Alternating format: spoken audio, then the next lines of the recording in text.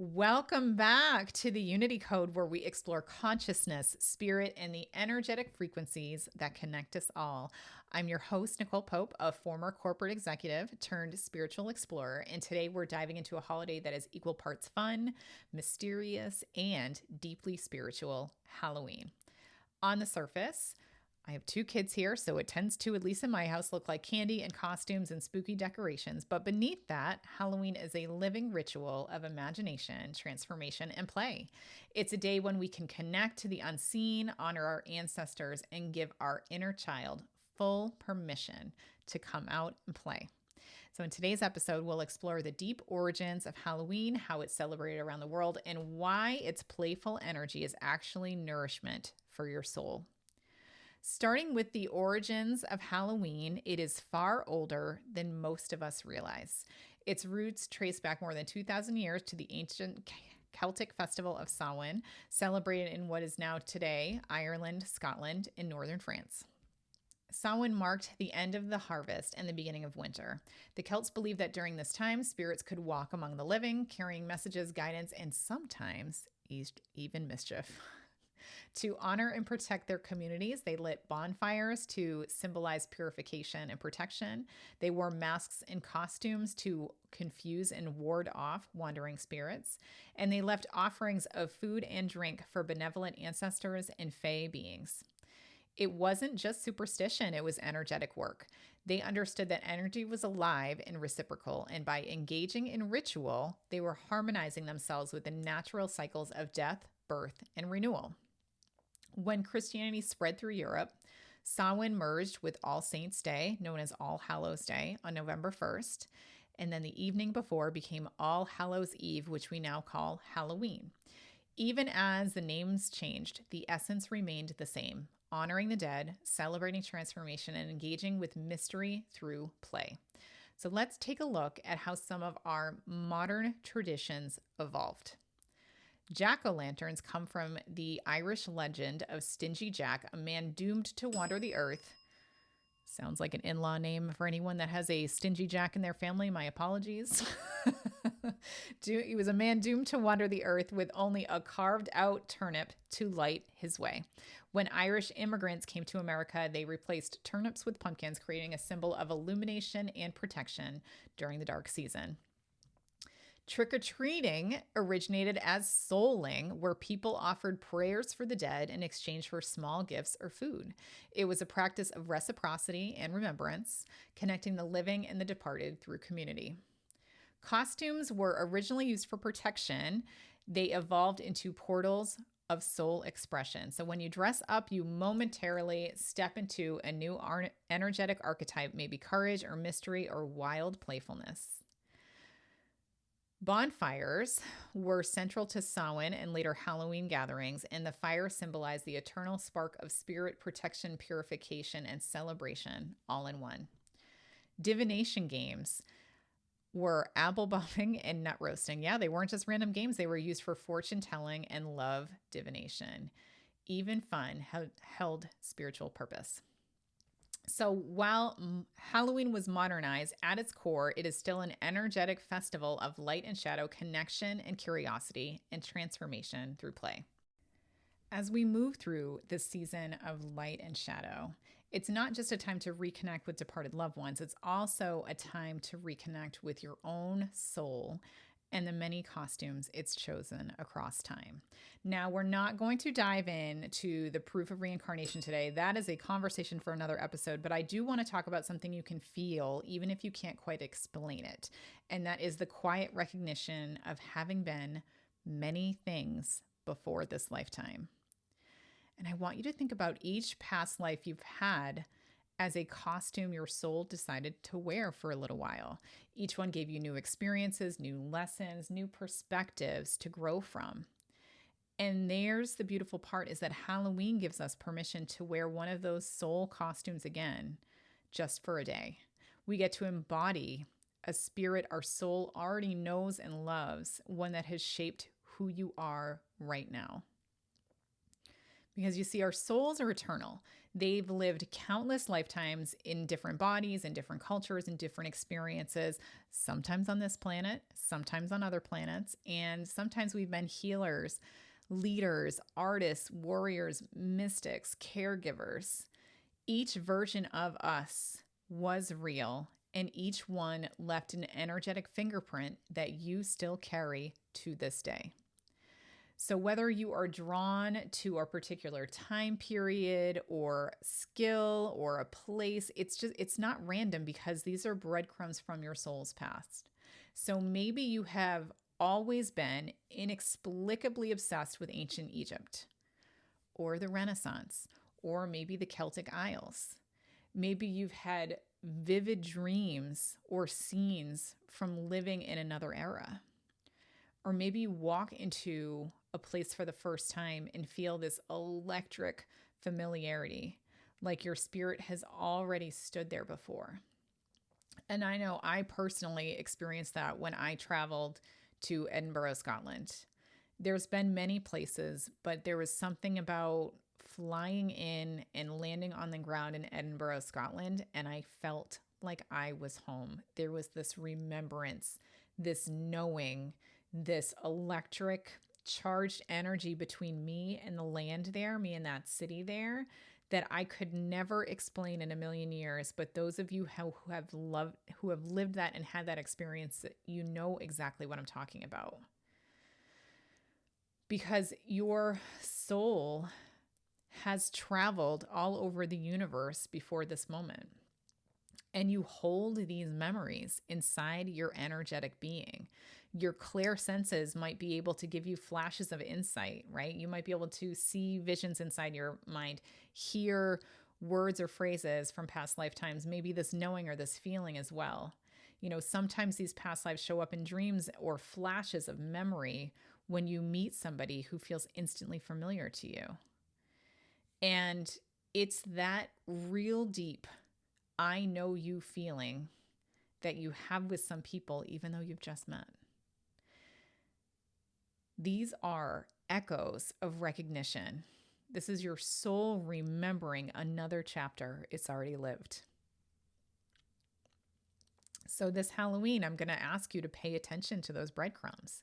These are gentle nudges from your higher self saying, remember who you've been. You already know how to do this. So when something comes really easily to you, whether it's art or leadership or again, healing or maybe public speaking, music, nurturing others, maybe you took a Reiki class and the energy flowed right through you. It's often because your soul has already mastered that skill in another lifetime. And this is what is so freaking cool about working in the metaphysical space, is that you don't have to start from scratch. You are simply remembering what is already stored in your energetic DNA.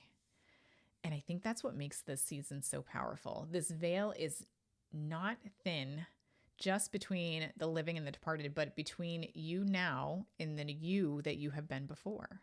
And it's the perfect time to reconnect those energies and bring forward the parts of you that are wise, courageous, and whole. So let's talk about the fun part, the costumes. This year, instead of just picking one for fun, let's turn this into this spiritual experiment. When you choose a costume, I want you to imagine you're calling in one of your soul's former energies or trying on a frequency that your spirit wants to explore. You're not pretending to be somebody else. You're remembering a version of you that already exists. And here's how to play with it intentionally. So number one is I want you to choose the energy that you want to embody. So ask yourself, what quality or energy do I need right now? Maybe it's courage, maybe it's playfulness, maybe it's patience, maybe it's wisdom. And use your intuition to guide you to the right archetype. If you're not sure what that archetype is, you can ask your team to send you signs. Ask your team to send you dreams, visions, people talking about it, maybe posts on social media of a time, a place, an animal, an energy. And when you see it, you're going to know. When you feel it, you're going to know. You're going to get goosebumps. You're going to, like, the truth tingles, as I like to call it. You're going to have this sense of knowing. You're going to have the sense of stop. If you want to use a pendulum to say, is this the right lifetime? Is this the right energy I need to call in? Is this the right archetype? You can use it that way too. Either way, identify what energy you want to embody and let your team guide you to the lifetime, the archetype that you need to embrace and bring in the energy of. And once you find that lifetime, that archetype, that energy, I want you to find a nice quiet space and do a ritual. I want you to light a candle. I want you to create a sacred space. And I want you to invite that beautiful archetype energy, that past life version of you coming in and surrounding you. If it helps, you can picture your past life self kind of stepping forward in your mind, offering you their strength, their grit, or their insight. You might feel it kind of come into your energy, feel through warmth, through a color, through a subtle inner knowing. And then what I want you to do, maybe you don't experience any of these things, but know that it's happening. But either way, what I want you to do is take that energy and literally wear it as a costume. Wear that energy on your energy field and let it shift how you move, how you speak, how you feel. It's almost like this energetic rehearsal, this way for your nervous system to experience a whole new vibration in real time. And here's the fun part about this, is it's not like it's new energy. It's going to feel a little different, just like a new shirt or a new pair of underwear, everybody. I don't know. It's going to feel a little different to begin with, but then it's going to settle right into your energy because, again, this energy has already been a part of you. It's just new for you in this lifetime, but it's not new for your energy or your soul. So it's going to be a little discomfort, and then it's going to fit right in like you never knew you didn't have it. And so some examples maybe to inspire you are if you need confidence or leadership. Maybe your team sends you a lion or a warrior, maybe Athena, maybe a powerful historical figure like Napoleon. I don't know why that was popping up, that you've always resonated with. And you're going to bring in their energy, their strength, and let it flow through you and shift your posture and shift your voice and shift your manner of speaking. If you need peace and balance, I mean, we're not just going we're going to go off the rails here. Hang on. We're not just going into your past lives, but you can channel in like Mary Poppins energy. What was a lifetime that you were just beautiful and grounded and graceful and calm amidst the chaos? Maybe you invite in the energy and essence of your grandmother or a beloved ancestor who embodied that steady love and patience.